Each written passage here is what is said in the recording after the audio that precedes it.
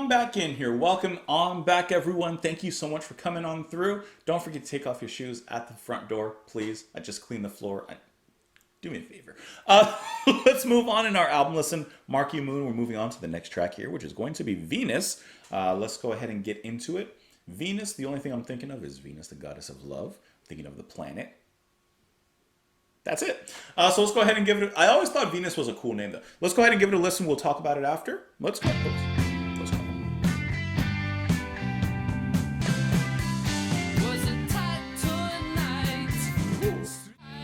That guitar is so melodic, so tasty.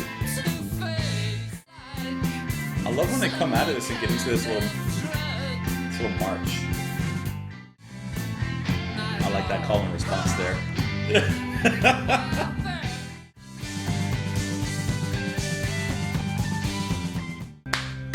Okay, now that's a song. That is a wonderful song. I need to know what you guys thought, of course. Yeah. But this was a stellar track.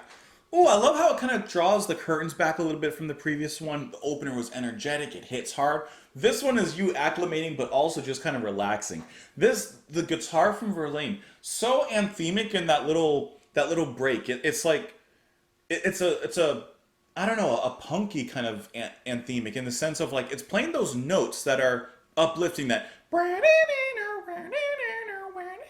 like it sounds anthemic, but it sounds a little bit warped. It sounds like it's stuck down here and is trying to get to that other level. I really enjoy his singing as well. Here you really do feel that urban romanticism that we read in that paragraph relating to the album.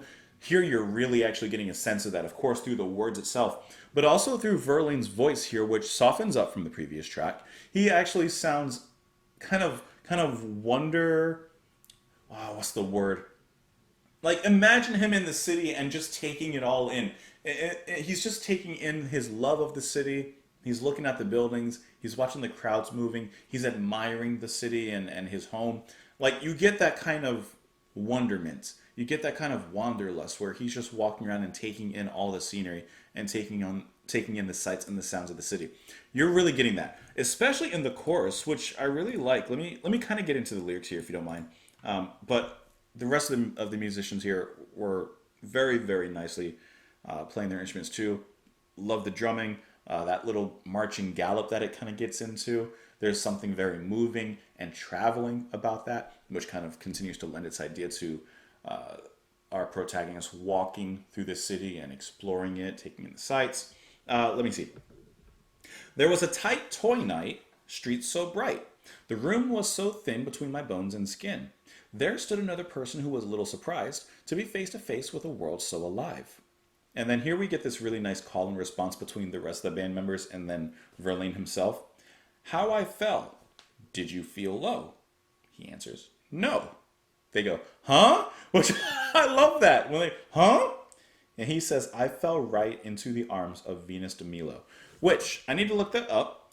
I don't know if that's a place in New York. I would imagine it's like I don't know. Actually, I don't know. Let's see. Says the imagery here is rather complex. The Venus de Milo is armless, so it possibly, or couldn't possibly hold anyone, so it is a statue. However, we do see the statue's arms due to the Gestalt effect, okay? Perhaps Tom Verlaine is rendering this altered state of consciousness, seemingly under acid or maybe love, by recalling the awkward feeling of losing ground when you go up or upstairs, or up or downstairs in the dark, and you miss the last step and you feel like you're falling even though you're not. Of course, Verlaine's imagery is much more poignant as he is falling in the arms of the goddess of love. Yep, I do know that. Falling in love as well as doing drugs often makes us feel like we're losing the ground beneath our feet. Okay, that was a pretty good interpretation. I like that. Suddenly my eyes went so soft and shaky. I knew there was pain, but the pain is not aching. And that's where I'm kind of getting that drug moment that he had. Hey there, let's dress up like cops. Think of what we could do. But something, it said you'd better not. Yeah, that's probably not a good idea. He had a little bit of an intrusive thought. He said, maybe not shouldn't do that. Yeah, don't go out dressing like cops. You don't want to be impersonating cops.